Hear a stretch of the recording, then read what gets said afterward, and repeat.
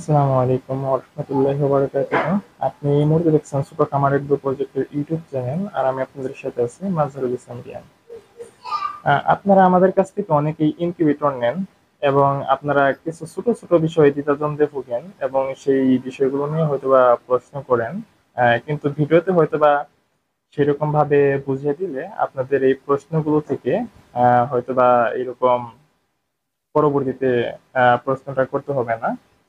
তো ইনকিউবেটরটা নেওয়ার পরে আপনাদের করণীয় কি বা আপনারা কি করবেন, ডিমগুলো বসাবেন কিভাবে, সেই সম্পর্কে আজকে আলোচনা করব। তো আপনারা ডিম হয়তোবা নর্মাল টেম্পারেচারে সংগ্রহ করেন বা অনেকে ফ্রিজে সংগ্রহ করেন। তো যেভাবেই সংগ্রহ করেন আমরা বলে থাকি যে নর্মাল টেম্পারেচার ডিমগুলো সংগ্রহ করাই হচ্ছে সবচেয়ে বেটার। আর যদি আপনারা ফ্রিজে ডিমগুলো সংরক্ষণ করেন সেই ক্ষেত্রে ফ্রিজে থেকে যখন ডিমগুলো ইনকিউবেটর দিবেন সাথে সাথে না দিয়ে আপনারা 6 ঘন্টা নর্মাল টেম্পারেচারে ডিমগুলো রেখে তারপর দেওয়াটা ভালো হয়। তো দেখতে পাচ্ছেন আমাদের একটি ইনকিউবেটর। এই ইনকিউবেটর রিভিউটা হয়তো বা আপনারা আগে দেখছেন। তো এটা কি করতে হবে, এটা হচ্ছে এসিটিসি ইনকিউবেটর। এই ইনকিউবেটরটা আপনারা সর্বপ্রথম একটা টেবিল বা একটু উঁচু স্থানে রাখবেন। তার কারণ হয়তোবা যদি নিচে রাখেন সেই ক্ষেত্রে প্রতিদিন ডিমগুলো উল্টে দেওয়া একটু কষ্টসাধ্য হয়ে যায়, একটু উপরে রাখলে আপনাদের সুবিধা হবে। তো এখন ইনকিউবেটরের লাইনটা দিয়ে দিই। তো প্রথমে হচ্ছে ইনকিউবেটরের লাইনটা দিতে হবে। লাইনটা দেওয়ার পরে দেখতে হবে যে তাপমাত্রা সবকিছু ঠিকঠাক আছে কিনা। তার কারণ অনেকেই হয়তোবা ইনকিউবেটর নেন, আমরা কুরিয়ারে পাঠিয়ে থাকি, হয়তোবা ছোটখাটো হয়তো ত্রুটি হতে পারে, আপনারা একটু চেক করে নেবেন। দেখতে পাচ্ছেন 33 সেলসিয়াস আছে বর্তমানে। আর এই ভেতরের লাইটটা কিন্তু জ্বলে উঠছে সাথে সাথে লাইনটা দেওয়ার পরে, এবং দুইটা ডিসি লাইট আছে। আর তারপরে যে বিষয়টা,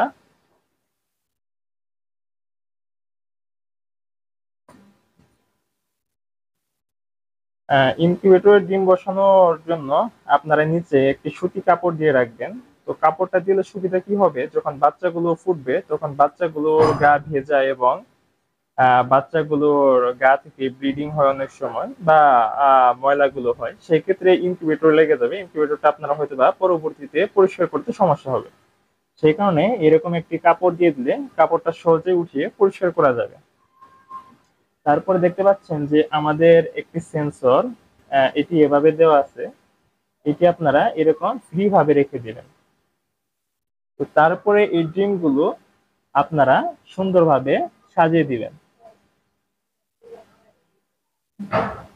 আর আরেকটি যে বিষয়টি সেটি হচ্ছে দেখা যায় যে আহ, সবগুলো ডিম ফুটবে কিনা, এটা আপনাদের প্রশ্ন। তবে হচ্ছে বীজ ডিম হতে হবে, মানে মোরগের সাথে মুরগির সাথে মোরগ রাখা লাগবে, এরকম ডিম থেকেই বাচ্চা ফুটবে। তো যে বিষয়টা হয়ে থাকে যে আমাদের 7 দিন পর পর ডিম, 7 দিন পরে ডিমগুলো চেক দেওয়ার প্রয়োজন হয়।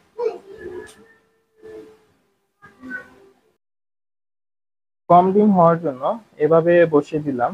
তো যে বিষয়টা হয় যে 7 দিন পরে ডিমগুলো চেক দেওয়ার প্রয়োজন হয়, সেই কারণে আপনার প্রথমে মার্ক করবে না, প্রথমে ডিমগুলো এভাবে রেখে দিবেন। তারপরে 5-7 দিন পরে ডিমগুলো চেক দেওয়ার পরে তারপরে মার্ক করে দিবেন। এই জায়গায় 1 2 3 লিখে আপনারা মার্ক করে নেবেন। সেই ক্ষেত্রে ডিমগুলো সবগুলো উল্টাইছে কিনা বা ঘুরছে কিনা আপনাদের খেয়াল রাখতে সুবিধা হবে। তো আরেকটা যে বিষয়, যেহেতু অল্প ডিম সেক্ষেত্রে মার্ক করার প্রয়োজন হয় না। তার পরবর্তী যে বিষয়টি, পরবর্তী 24 ঘন্টার মধ্যে, মানে প্রতিদিন 24 ঘন্টার ভেতরে 5 থেকে ডিমগুলো হাত দিয়ে উল্টে দিতে হবে। কিভাবে উল্টাতে হবে আপনাদের একটি সহজ পদ্ধতি দেখিয়ে থাকি। আপনারা এভাবে খুব সহজেই ডিমগুলো কম সময়ের ভিতরে ঘোরাতে পারবেন।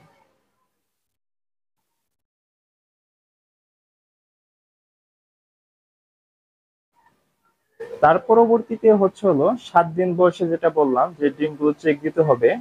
তো এটি হচ্ছে ডিমগুলো হাত দিয়ে নাড়াতে হবে প্রতিদিন। ডিমের 1 দিন বয়স থেকে 18-19 দিন পর্যন্ত ডিমগুলো হাত দিয়ে ঘুরিয়ে দেওয়া লাগবে। লাস্ট 2 থেকে 3 দিন ডিমগুলো হাত দিয়ে ঘুরিয়ে দেওয়ার প্রয়োজন নাই। তার পরবর্তীতে যেটা লক্ষ্য করবেন, এই পাশে দেখতে পাচ্ছেন আর্দ্রতা এবং টেম্পারেচার। আপনারা খেয়াল করবেন আর্দ্রতা আর্দ্রতা থাকতে হবে 55 থেকে 65% ভেতরে। তো এখন আমরা ইনকিউবেটর ঢাকনাটি লাগিয়ে দিই। তো ইনকিউবেটরের ঢাকনাটি লাগিয়ে দেওয়ার পরে আপনাদের পর্যবেক্ষণ করতে হবে এই আর্দ্রতাটা। আর্দ্রতাটা 55 থেকে 65%-এর ভিতরে রাখতে হবে। হয়তোবা 1-2 দিন আর্দ্রতা বেশি থাকতে পারে, সেই ক্ষেত্রে সেটা কোনো প্রবলেম না।